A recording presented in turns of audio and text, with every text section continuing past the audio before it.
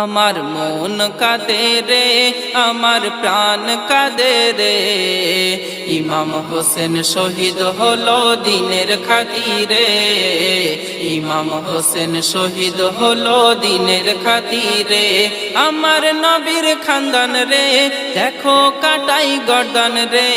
আমার নবীর খানদান রে, দেখো কাটাই গর্দান রে। ইমাম হোসেন শহীদ হলো দিনের খাতিরে। ইমাম হোসেন শহীদ হলো দিনের খাতিরে।